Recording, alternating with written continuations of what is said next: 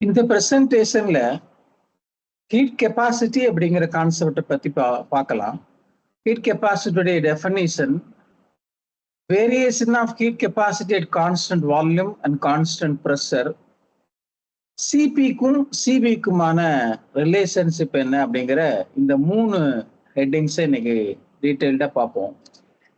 ஏன் heat capacity அப்படிங்கிற term நமக்கு தேவை, அதை ஏன் நம்ம அண்டர்ஸ்டாண்ட் பண்ணணும் அப்படின்னா, தெர்மோடைனமிக்ஸ் பாயிண்ட் ஆஃப் வியூல யூனிவர்ஸ்ல 2 பார்ட் தான் இருக்கு. ஒன்னு சிஸ்டம், இன்னொன்னு சரௌண்டிங். இந்த சிஸ்டத்தையும் சரௌண்டிங்கையும் பிரிக்கிறதா பவுண்டரி லைன் அப்படின்னு நம்ம படிச்சிருக்கோம். தெர்மோடைனமிக்ஸ் பாயிண்ட் ஆஃப் வியூல இந்த உலகத்துல உள்ள எதை வேண்டாலும் நம்ம சிஸ்டம்னு சொல்லலாம்.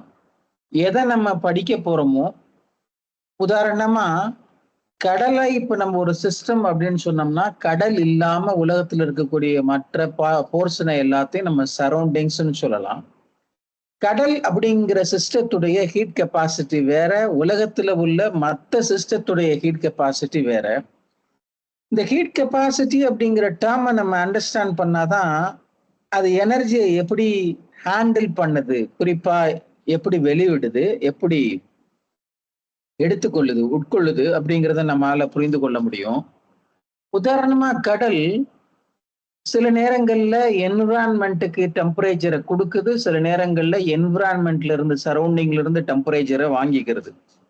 இது மூலமா என்விரான்மெண்ட் அந்த கிளைமேட் என்ன செய்யுது அப்படின்னா மெயின்டைன் ஆகுது அப்படிங்கிறது நம்ம எல்லாத்துக்கும் தெரிஞ்ச ஒரு எக்ஸாம்பிள். அதே மாதிரி எலக்ட்ரிக்கல் எலக்ட்ரானிக் இண்டஸ்ட்ரீஸ்ல, மெட்டலர்ஜிக்கல் இண்டஸ்ட்ரீஸ்ல, மெஷினரி பார்ட் நம்ம இன்னைக்கு டிசைன் பண்றப்ப இந்த ஹீட் கெப்பாசிட்டியை நம்ம அண்டர்ஸ்டாண்ட் பண்ணாதான் ஹீட்டிங் கூலிங் சிஸ்டத்தை நம்மளால ஆப்டிமைஸ் பண்ண முடியும். இன்சுலேட்டிங் ப்ராப்பர்ட்டியை நம்மளால என்ன செய்ய முடியும் அப்படின்னா புரிந்து கொள்ள முடியும். ஓகே, அதனால ஹீட் கெப்பாசிட்டி அப்படிங்கிறது ஒவ்வொரு சிஸ்டத்துக்கும் என்ன செய்யுது அப்படின்னா மாறுபடுது அப்படிங்கிறத நம்ம புரிஞ்சுக்கலாம். இந்த ஹீட் கெப்பாசிட்டியை கேபிட்டல் சி அப்படிங்கிற சிம்பிள் மூலமா நம்ம ரெப்ரசன்ட் பண்றோம். இதுக்கான டெஃபினிஷன், ஒரு சிஸ்டத்துல என்ன இனிஷியல் டெம்பரேச்சர் இருக்குதோ அந்த டெம்பரேச்சர்ல இருந்து 1 டிகிரி ரைஸ் பண்றதுக்கு எவ்வளவு ஹீட் தேவைப்படுமோ அதைத்தான் நம்ம என்ன செய்யறோம், ஹீட் கெப்பாசிட்டி அப்படின்னு சொல்றோம். Heat capacity is defined as the amount of heat required to raise the temperature of the system through 1 degree centigrade. The mathematical equation capital C is equal to Q divided by delta T, that is T2 minus T1. T1 na initial temperature of the system, T2 na final temperature of the system. And the difference தான் நம்ம இங்க என்ன சொல்றோம், delta Tன்னு சொல்றோம். Okay, இப்ப நான் ஒரு 3 சிஸ்டத்தை உதாரணமா எடுத்துக்கிறேன். ஏ, பி, சி அப்படின்னு 3 சிஸ்டத்தை உதாரணமா எடுக்கிறேன். ஒவ்வொரு சிஸ்டத்துக்கும் இன்டர்னல் எனர்ஜி வேரி ஆகுது. அதனால அதோடைய ஹீட் கெப்பாசிட்டி டெஃபினட்டா என்ன செய்யும் அப்படின்னா வேரி ஆகும். இந்த 3 சிஸ்டத்துடைய இனிஷியல் டெம்பரேச்சரை 30 டிகிரி சென்டிகிரேட்னு நான் அஸ்யூம் பண்றேன். ஃபைனல் டெம்பரேச்சரை 31 டிகிரி சென்டிகிரேட்னு நம்ம என்ன செய்யலாம், எடுத்துக்கலாம். Change in temperature delta T 1 degree தான் 3 சிஸ்டத்துக்குமே நம்ம எடுத்துக்கலாம். T1 same, T2 same, delta T is also same. A, B, C அப்படிங்கிற இந்த 3 டிஃப்ரெண்ட் கைண்ட்ஸ் ஆஃப் சிஸ்டத்துக்கு நம்ம கன்சிடர் பண்றோம். ஆனா இந்த 1 டிகிரி சேஞ்சை ஏற்படுத்துறதுக்கு தேவைப்படக்கூடிய ஹீட் இருக்கு பாத்தீங்களா. இப்ப ஏக்கு Q1, பிக்கு Q2 அமௌண்ட், சிக்கு Q3 amount heat தேவைப்பட்டிருக்கும். Q1 amount அப்படிங்கிறது Q2 அமௌண்ட்டுக்கு சமம் அல்ல, Q2 அமௌண்ட் அப்படிங்கிறது Q3 அமௌண்ட்டுக்கு சமம் அல்ல. ஏன்னா ஒவ்வொரு சிஸ்டத்துடைய ஹீட் கெப்பாசிட்டி அப்படிங்கிறது வித்தியாசப்படுறதுனால இனிஷியல் டெம்பரேச்சர் சேமா இருந்தாலும் ஏங்கிற சிஸ்டம் 30 to 31 டிகிரி சென்டிகிரேட்டுக்கு போகிறதுக்கு அந்த 1 டிகிரி ரைஸ் ஆகிறதுக்கு தேவைப்படக்கூடிய ஹீட்டுடைய அளவு வித்தியாசப்படுது. அதே மாதிரிதான் பிங்கிற சிஸ்டத்துக்கும் சிங்கிற சிஸ்டத்துக்கும். இந்த கான்செப்டை நம்ம அண்டர்ஸ்டாண்ட் பண்றது மூலமா ஒரு சிஸ்டத்துடைய வெப்பத்தை உட்கொள்வதும் அதே மாதிரி வெளிவிடுவதுமான அதோடைய பிரத்யேகமான பண்பை நம்ம அண்டர்ஸ்டாண்ட் பண்ணலாம். இது மூலமா நம்ம ஹீட்டை ஹேண்டில் பண்ணக்கூடிய அந்த இடங்கள்ல யூஸ் பண்ணக்கூடிய உபகரணங்களுடைய மெக்கானிசத்தை நம்ம என்ன செய்யலாம்னா புரிஞ்சுக்கலாம். ஓகே, இப்போ ஹீட் கெப்பாசிட்டி வால்யூம் கான்ஸ்டன்டா இருக்கிறப்ப எப்படி இருக்குது அப்படின்னு நம்ம பார்க்க போறோம். நமக்கு தெரியும் டெம்பரேச்சர், வால்யூம், ப்ரெஷர் இது மூணும் நேச்சுரல் வேரியபிள்ஸ். ஓகே, இப்போ இந்த ஹீட் கெப்பாசிட்டியில டெஃபினட்டா டெம்பரேச்சர் வேரியபிளா தான் வந்தாகணும். ரிமைனிங் இருக்கக்கூடிய அந்த ரெண்டு நேச்சுரல் வேரியபிளுடைய ரோல் என்ன அப்படிங்கறத நம்ம படிக்கிறோம். அதனால கேஸ் 1ல வால்யூம் மாறாம இருக்கிறப்ப, வால்யூம் மாறாம இருக்கிறது நம்ம என்ன சொல்லுவோம் அப்படின்னா ஐசோகோரிக் கண்டிஷன் அப்படின்னு சொல்லுவோம். ஓகே, நமக்கு தெர்மோடைனமிக்ஸ் உடைய ஃபர்ஸ்ட் லாவுடைய mathematical equation delta E is equal to Q minus W அப்படிங்கிற ஃபேமஸான ஈக்குவேஷன் நம்ம இங்க நினைவுபடுத்துறோம். ஓகே, அந்த equation larger change, net change of internal எனர்ஜியை பத்தி பேசுது. சப்போஸ் ஸ்மாலர் சேஞ்சா இருந்துச்சுன்னா அந்த ஈக்குவேஷனை நம்ம இப்ப எப்படி எழுதலாம்? டிஇன்னு எழுதலாம். டெல்டா இக்கு பதிலா dE is equal to dQ minus PdV. டபிள்யூன்னா பிடிவின்னு நமக்கு தெரியும். அந்த ஈக்குவேஷனை ரீஅரேஞ்ச் பண்ணி dQ is equal to dE plus PdV. This is equation number 1. Heat capacity mathematical ஈக்குவேஷனை நம்ம பார்த்தோம். C is equal to Q divided by delta T. இதுவும் ஸ்மாலர் சேஞ்சா இருக்கிறதுனால இந்த ஈக்குவேஷனை நம்ம எப்படி மாடிஃபை பண்ணிக்கலாம்? Capital C is equal to dQ divided by dT. This is equation number 2.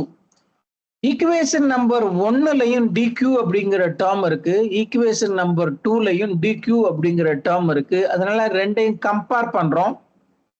Compare பண்றப்ப ஃபைனலா நமக்கு கிடைக்கக்கூடிய ஒரு ஈக்குவேஷன்னா heat capacity C is equal to dE plus PdV divided by dt. Okay, இங்க volume constant isogoric condition, initial volume is equal to final volume, therefore change in volume dV is equal to 0. அதனால dVங்கிற term 0 ஆயிருந்தனால PdV 0 ஆயிரும். Remaining இருக்கக்கூடிய term அதான் வந்து heat capacity at constant volume. அதை எப்படி represent பண்றோம்? CV is equal to dE divided by dt at constant volume. That is the rate of change of internal energy with respect to temperature at constant volume is known as heat capacity of the system at constant volume. Okay. இப்ப pressure கான்ஸ்டன்டா இருக்கையில heat capacity எப்படி vary ஆகுது அப்படிங்கிறது பார்க்க போறோம். இதை எப்படி represent பண்றோம்? சிபி அப்படின்னு ரெப்ரசன்ட் பண்றோம். ஓகே, ஏற்கனவே நம்ம பார்த்த அந்த மூணாவது ஈக்குவேஷன் இங்க கொண்டு வந்து இன்சர்ட் பண்ணிருக்கோம். CP is equal to dE divided by dT at constant pressure plus P into dV divided by dT at constant pressure. இது எப்படி ஜெனரேட் ஆச்சு அப்படிங்கறத போன ஸ்லைட்ல பார்த்தோம். ஓகே, இதை சால்வ் பண்றதுக்கு நமக்கு ஏற்கனவே தெரிஞ்ச டெர்மினாலஜி என்தால்பி. என்தால்பிக்கு இன்னொரு name heat content of the system. H is equal to E plus PV. H na enthalpy, E na internal energy, P na pressure, V na volume. இந்த ஈக்குவேஷனை டிஃபரன்ஷியேட் பண்றோம் with respect to temperature at constant volume. நமக்கு equation number 2 generate ஆகுது. Okay, இந்த equation number 2வை நம்ம என்ன பண்றோம்? 1ஓட compare பண்றோம். ஈக்குவேஷன் நம்பர் 1ஐயும் 2ஐயும் கம்பேர் பண்ணோம்னா ஈக்குவேஷனுக்கு ரைட் ஹேண்ட் சைட்ல 1லயும் சரி 2லயும் சரி காமன் டேர்ம்ஸ் இருக்கு, ஈக்குவலா இருக்கு. அதனால லெஃப்ட் ஹேண்ட் சைட்ல உள்ள CP is equal to dH divided by dT at constant pressure. This is equation number 3. Heat capacity at constant pressure is equal to the rate of change of enthalpy with temperature at constant pressure. இதான் அதுக்கான definition. Okay, இப்ப சிபினா என்னன்னு பார்த்துட்டோம், சிவினா என்னன்னு பார்த்துட்டோம். இது ரெண்டுக்கு என்ன ரிலேஷன் அப்படிங்கறத இப்ப நம்ம பார்க்க போறோம். டெஃபினிஷன் படி heat capacity at constant pressure is equal to the rate of change of enthalpy with temperature at constant pressure. இது equation number 1.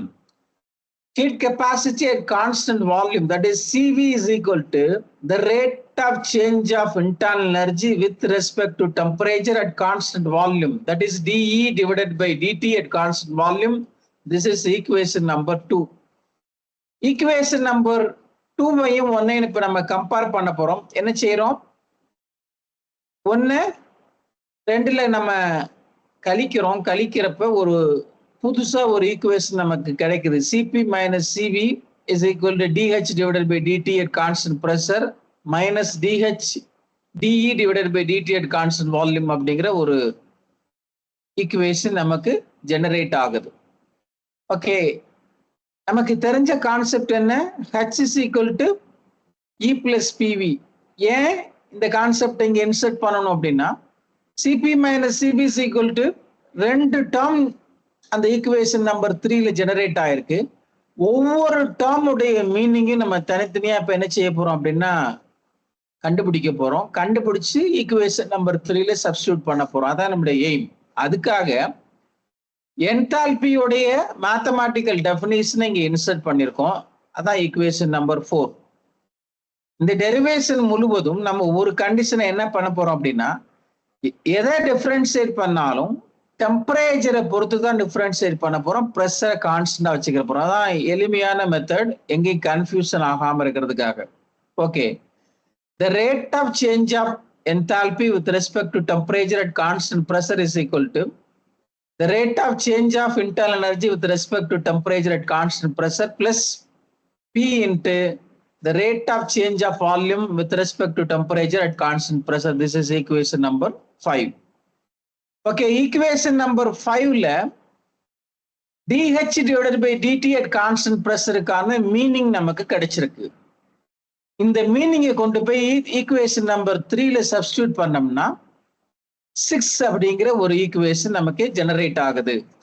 ஓகே, இதை ஃபர்தரா நம்ம என்ன செய்ய போறோம் அப்படின்னா சால்வ் பண்ணணும். இப்ப என்தால்பிங்கிற கான்செப்டை நம்ம இம்ப்ளிமெண்ட் பண்ணி ஒரு நியூ ஐடியாவுக்கு வந்துட்டோம். இன்னொரு டேர்ம்ல இன்டர்னல் எனர்ஜி இருக்கு. ஓகே, இன்டர்னல் எனர்ஜியை பாதிக்கக்கூடிய வேரியபிள் யார் அப்படின்னு பார்த்தோம்னா வால்யூம், டெம்பரேச்சர், பிரஷர். மூணுமே என்ன செய்யும் அப்படின்னா சிக்னிபிகண்டா என்ன செய்யும்? பாதிக்கும். இப்ப நம்ம இங்க பிரஷரை கான்ஸ்டன்டா கன்சிடர் பண்றோம்.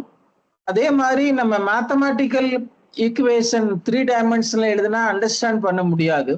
அதனால இந்த இடத்துல internal energy is a function of volume and டெம்பரேச்சர்னு வச்சுக்கிறோம். இந்த ஈக்குவேஷனை கம்ப்ளீட் ஃபார்முக்கு மாற்றும் பொழுது ஈக்குவேஷன் நம்பர் 8 ஜெனரேட் ஆகுது. அந்த ஈக்குவேஷன் நம்பர் 8க்கு அஸ் யூஸ்வல் டெம்பரேச்சரை பொறுத்து நம்ம என்ன செய்யறோம்? டிஃபரன்ஷியேட் பண்றோம், ப்ரெஷரை கான்ஸ்டன்டா வச்சுட்டு. அப்ப ஈக்குவேஷன் நம்பர் 9 என்ன செய்யுது? ஜெனரேட் ஆகுது. The rate of change of internal energy with respect to temperature at constant pressure is equal to dE divided by dV at constant temperature into dV divided by dt at constant pressure plus dE divided by dt at constant volume. This is equation number 9. In the equation number 9 என்ன செய்யறோம்? Equation number 6ல கொண்டு போய் substitute பண்றோம். ஏன் equation number 6ல substitute பண்றோம்? அங்க என்ன term இருக்கு? dE divided by dt at constant pressureங்கிற டேர்ம் இருக்கு. அந்த டேர்முக்கு பதிலா இதை கொண்டு போய் சப்ஸ்டிடியூட் பண்றோம். ஒரு லார்ஜர் ஈக்குவேஷன் நமக்கு ஜெனரேட் ஆகுது. அதுல அந்த ஜெனரேட் ஆகுதுல நம்ம கவனிச்சு பார்த்தோம்னா plus dE divided by dt at constant volume இருக்கு, minus dE divided by dt at constant volume இருக்கு. ரெண்டு என்ன செஞ்சிடலாம்? நம்ம கேன்சல் பண்ணிடலாம். ரிமைனிங் இருக்கக்கூடிய டேர்ம்ல dV divided by dt at constant pressure அப்படிங்கிறது ரெண்டு சைட்லையும் காமனா இருக்கிறதுனால அதை நம்ம வெளியே எடுக்கிறோம். அப்படி வெளியே எடுத்து சிம்பிளிஃபை பண்ணையில ஈக்குவேஷன் நம்பர் 10 ஜெனரேட் ஆகுது. ஈக்குவேஷன் நம்பர் 10 நம்ம ரீஅரேஞ்ச் பண்றப்ப ஈக்குவேஷன் நம்பர் 11 வருது. Cp minus Cv is equal to change of the rate of change of internal energy with respect to volume at constant temperature plus P காமனா dV divided by dt at constant pressure உருவாகுது. இந்த ஈக்குவேஷன்ல ஒரு case, ideal case அப்படிங்கிறப்ப the rate of change of internal energy with respect to volume at constant temperature isothermal conditionல என்ன ஆகுது? Meaning என்னன்னா that is equal to 0. dE divided by dV at constant temperature is equal to 0. Therefore, the whole term, the முன்னாடி equation number 11ல இருக்கக்கூடிய அந்த whole term என்னமாகுது 0 ஆகுது. Remaining உள்ள பார்ட்டை equation number 12ல நம்ம எழுதுறோம். Cp minus Cv is equal to P into dV divided by dt at constant pressure for an ideal gas. இதை ஃபர்தரா சிம்பிளிஃபை பண்றதுக்காக ஐடியல் கேஸ் உடைய basic gas equation PV is equal to RTங்கிறத நம்ம எடுத்துக்கிறோம். Okay, equation number 12ல dV divided by dt உடைய meaning வேணுங்கிறதுக்காக PV is equal to RT நம்ம வசதிக்காக V is equal to RT divided by P மாத்துறோம். Equation number 13. as usual equation number 13 எதை பொறுத்து டிஃபரன்ஷியேட் பண்றோம்? டெம்பரேச்சரை பொறுத்து டிஃபரன்ஷியேட் பண்றோம். ப்ரெஷரை கான்ஸ்டன்டா வச்சுக்கிறோம். இப்போ என்ன ஜெனரேட் ஆகுது? dV divided by dt at constant pressure is equal to R divided by P. Equation number 14. Equation number 14 கொண்டு போய் ஈக்குவேஷன் நம்பர் 12ல சப்ஸ்டிட்யூட் பண்ணோம்னா Cp minus Cv is equal to P into R divided by P வருது. P-ஐ cancel பண்ணிட்டோம்னா remaining இருக்கக்கூடிய equation Cp minus Cv is equal to R அப்படிங்கிற relation நமக்கு generate ஆகுது. இந்த பிரசன்டேஷன்ல என்ன பார்த்தோம்? ஹீட் கெப்பாசிட்டினா என்ன, ஏன் ஹீட் கெப்பாசிட்டி ஆஃப் த சிஸ்டத்தை நம்ம அண்டர்ஸ்டாண்ட் பண்ணணும். Heat capacity of the system அப்படிங்கிறது ஒவ்வொரு சிஸ்டத்துக்கும் வேரி ஆகுது. அந்த வேரியேஷனை அண்டர்ஸ்டாண்ட் பண்ணாதான் அப்ளிகேஷன் நம்ம டிசைன் பண்றப்ப கரெக்டா டிசைன் பண்ண முடியும். எஸ்பெஷலி ஹீட்டிங்க கூலிங்க ஆப்ரேட் பண்ணக்கூடிய இன்ஸ்ட்ருமெண்ட்ஸை நம்ம டிசைன் பண்றதுக்கு இது ரொம்ப ஹெல்ப்ஃபுல்லா இருக்கும். ஓகே, ஹீட் கெப்பாசிட்டி கான்ஸ்டன்ட் வால்யூமா இருக்கையில எப்படி இருக்கும், கான்ஸ்டன்ட் ப்ரெஷரா இருக்கையில எப்படி இருக்கும், ஹீட் கெப்பாசிட்டி அட் கான்ஸ்டன்ட் ப்ரெஷருக்கும் ஹீட் கெப்பாசிட்டி அட் கான்ஸ்டன்ட் வால்யூமுக்குமான ரிலேஷன் என்ன, ஃபைனலா அந்த relation Cp minus Cv is equal to R அப்படின்னு நமக்கு கம்ப்ளீட் ஆகுது அப்படிங்கறத நம்ம பார்த்தோம். ஒரு தடவை இதை ரீகால் பண்ணோம்னா எக்ஸாமினேஷன் பாயிண்ட் ஆஃப்